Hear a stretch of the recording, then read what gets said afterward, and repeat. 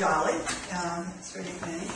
And she gave me all this to read to you, which I will, but then I'll tell you what I think.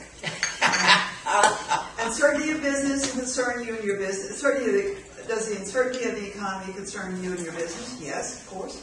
Slow economy, growth rate, and high employment.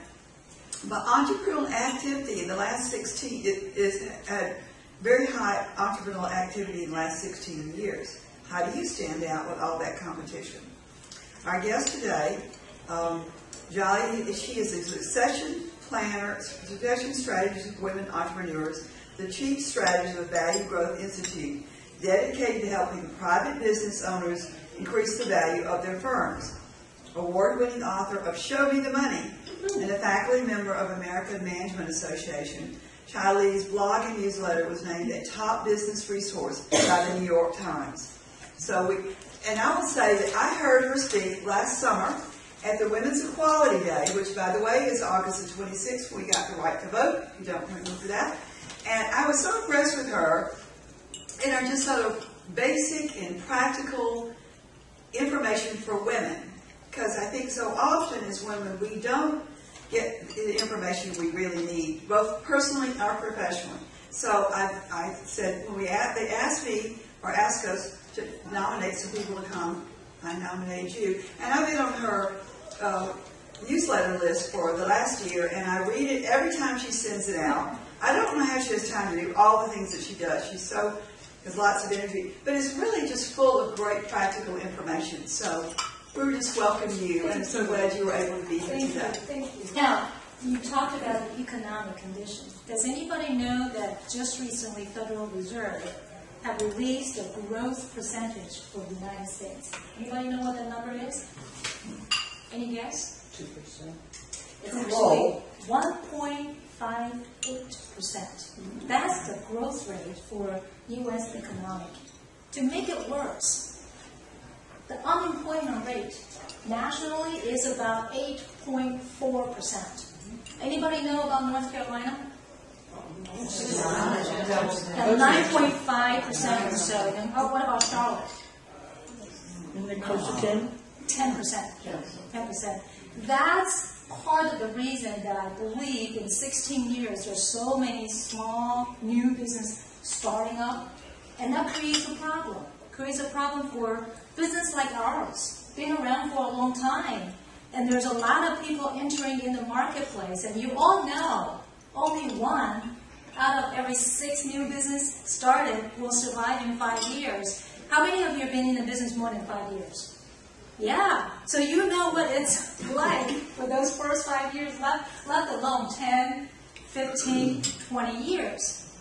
So what I'm going to do today is to take you through some practical stuff and helping you to kind of look at the economy in a different point of view. And hopefully by the end of the presentation, you'll be able to navigate through this turbulent economy and be able to sustain a very healthy, profitable business.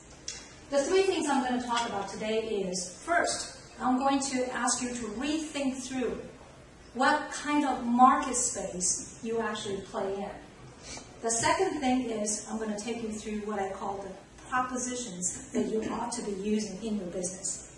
And then the last thing I'm going to talk about is what type of revenue streams you ought to have in your business, so then you can continue to grow regardless of the economic condition. I typically do this type of strategy session with my clients from anywhere between 3 hours to a day, depending on the complexity of their business.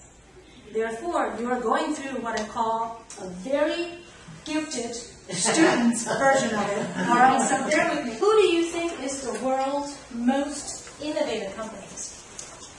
Most innovative one? Most innovative company in the world? Microsoft? Apple? Google? Okay. So I want you to go ahead and write down in box A, in the first page of the handout, in box A, go ahead and write down Google, Apple, Microsoft. I think IBM is in the same along the line as well.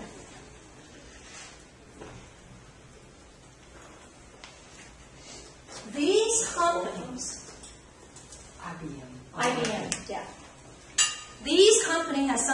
common? What do you think what they have in common? Computers. Okay, other than computers. I'm sorry? Technology. Technology. They seem to be setting the tone for the technology, don't they? In industry. What else do you think that they are very, very well known of? Leadership. Leadership. So they tend to set those leadership direction as well. And the other thing I think that they are very good at is they set the trend. For those designers, you know, setting that trend in the industry that will allow you to do what? Not just grow, that will allow you to set the price of every product and services that you provide because you're setting the trend in the industry. So if you do play in what that space I call box A, which is more of the quality and leading edge type of industry, then you are able to set the price of your customer for your customers as well as for your products. Now, I do shop at Walmart. Nothing to be ashamed of. We all shop shop at at Walmart, Walmart. shop at Costco, whatever it fits me. Walmart, on the other hand, is a little bit different because they're all what? Discount. Discount, they're low price, and they're all about conveniently providing you the opportunity to come to the store. Once you're in the store, they will try to keep you there as long as possible because they want you to conveniently buy other products. So go ahead and write down Walmart on box D. Do you like David? D like a David, yes. Thank you. So Walmart is more on the convenient end, where what they typically do is they, long time ago, declare price war. They are all about, you come to us, we will match any competitor's price, right? Their slogan is what? Low price every day. So that's a Walmart. Amazon.com will be another example of that. They're all about convenience. They're all about price competition. If your business are going to stay in the convenience zone or the price competition zone, it's fine. Just as you remember, if you're going to stay in that zone, you're going to have enough value, just like Walmart or Amazon.com, to justify those profitability for the long term. I'm going to take you through case study as I go through each one of the sections. Now, because these are my real clients, so I change your name and change their industry just to protect their privacy. Okay? The name is Anne, not you. She has been in the business more than 10 years or so. And she sells very heavy machine. Basically, it's a big machine table that cuts through steels. Okay? You've probably seen those before. I love those. And those machines, the one that she sells, are expensive. They are, on average, about $100,000 per machine. And she sells typically to small, mid-sized, sometimes large companies. So what is the problem with the machine costs $100,000? Yeah, well, the sales cycle is very long. Yeah. Just to get the financing in is difficult, isn't it? So 3 years ago, she decided that how could I possibly make it convenient for my customers to buy and shorten the entire sales cycle down to 25%. So she thought, well, maybe I should design a system to keep track of that. So she did. 3 years ago, she invested some money and developed her own software to keep track of all that. So she grew from just selling on average 40 machines a year to 400 a year, just having her system in place. Then she decided that, well, since I can do that much work with the right system, why couldn't I develop a franchise system? You're in the franchise business, so you would know. Franchise will open up the distribution channel for her. And in 3 years, today, even in today's economy, she sells on average 5,000 machines a year. So looking at the chart, A and D, which box do you think that she decided to enter 3 years ago? A. Why? She's being innovative and she's leading the way. Actually, she's in the D box. Really? Yeah, she was all She about was price already in competition, and very, very huge volume. So that's for her. She's actually in D. So what I'd like you to do is when you go back to your business, think about those two boxes, because those two boxes is going to dictate how you attract the right customers to you. All right. I don't typically just tell you which box to do without mentioning about business model. So go to the second page, page 2. Page 2, I'm going to take you through the basic business model components. On the first half portion of the page, there are 3 major components for a business model. So go ahead and write down business purpose is the first component.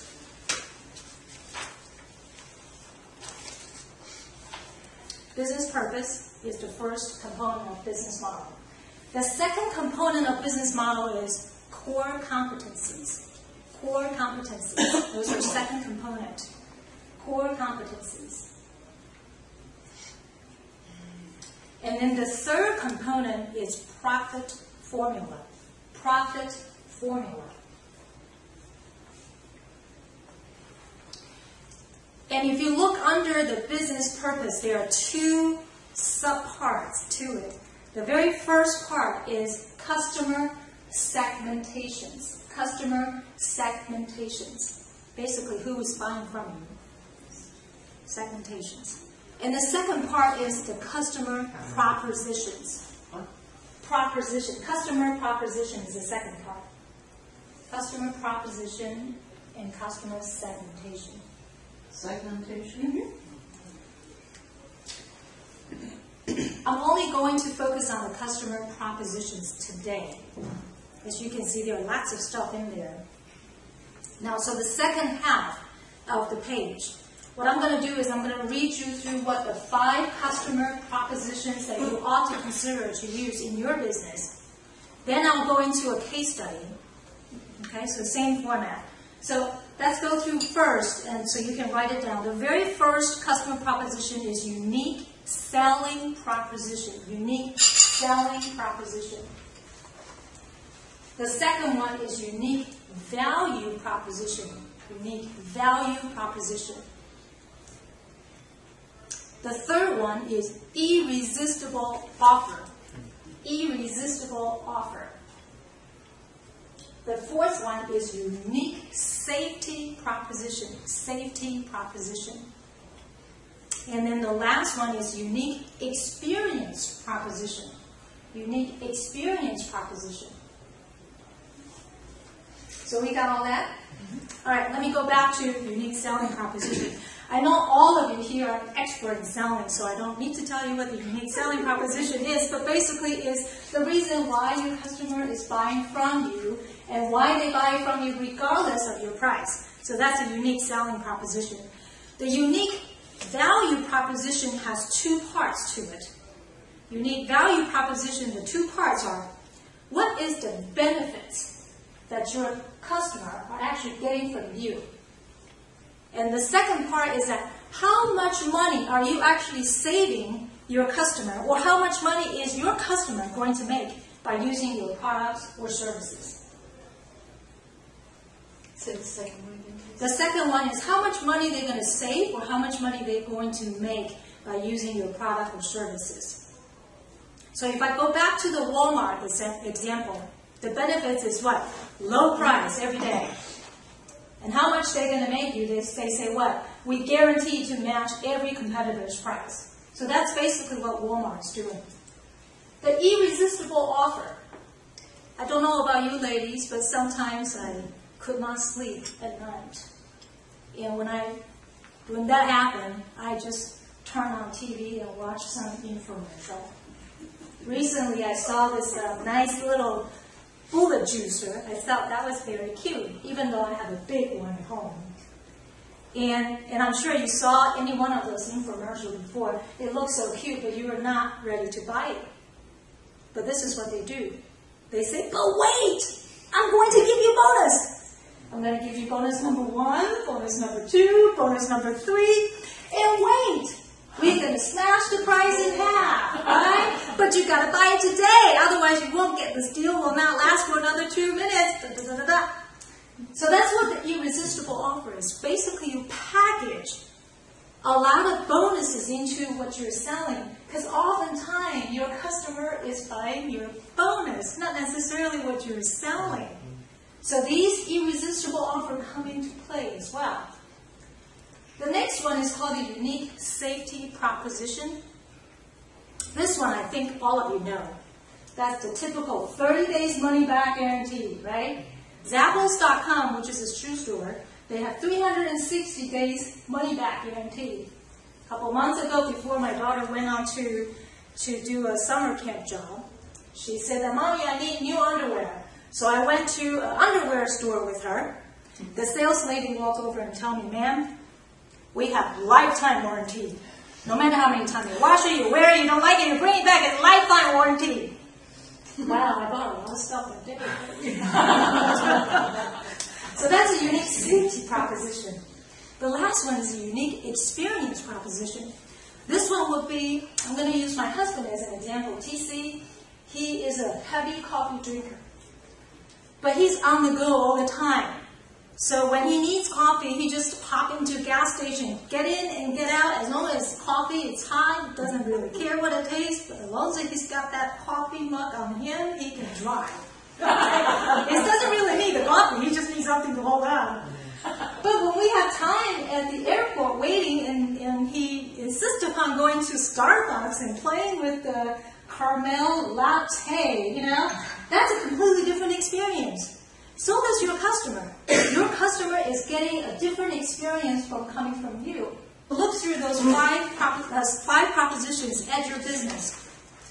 Combination, as more as you can combine them, the better it is. This is the page you're looking at. All right, I'm going to walk you through the case. So you're going to tell me what propositions I use in here. This is my upcoming webinar on August the 28th. All right?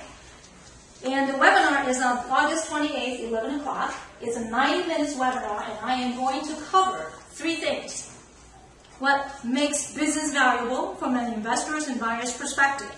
Number 2, what mistake to avoid while building your business. And number 3, strategies that you can put to use today and begin building value for your business. So those are 3 things I'm going to cover. For those of you who are CPA, Certified Public Accountant, or if you are a Certified Financial Planner, you actually get 1 hour continuing education by attending this webinar. But wait! I got bonus! Right? Bonus number 1. I am going to give you 3 free chapters of my award-winning book. For those of you who haven't read it, you must read it. So I'm going to give you 3 free chapters so you can preview the book. I also want you to write down something that's not printed here. And that is 1 free chapter of my upcoming book, which is in November, that's coming. So 1 free chapter of my upcoming book that's coming out in November. Bonus number 5. Well, let's put that in bonus number 1. Okay, bonus number 5. Good. And then the bonus number 2 is I am also going to give you $250 assessment of how healthy is your business. Right? That's bonus number 2. But wait, if you get it today, you get $150 off. Okay, that's bonus number 3. And bonus number 4. You watch way too many infomercials. And bonus number 4, if you sign up today, you're going to get a 2.5 hours on August 21st. It's a live class I'm teaching for how to increase your powerful mental flexibility so you get to become a better problem solvers for your customers. If you buy it today, you only pay $47 and get a $400-some savings. So how many customer propositions I actually use in this particular case study? Tell me, which type of customer propositions that I use? Irresistible. Irresistible offer, okay. What else? Value. Value, okay. What else? Selling. Selling, okay. What else? Experience. Experience, okay. Okay? So when you go back to your business, no matter what you're selling, be sure to go through that 5 propositions. Combine as many as you could possibly do. Of course, you don't have to be so dramatic as me. But wait! All right, so go to page 3. We're going to talk about the third section. On page 3, it is a combination of different revenue streams that you ought to consider as you work in your business. What I'm going to do is the same thing. I'm going to take you through column 1, 2,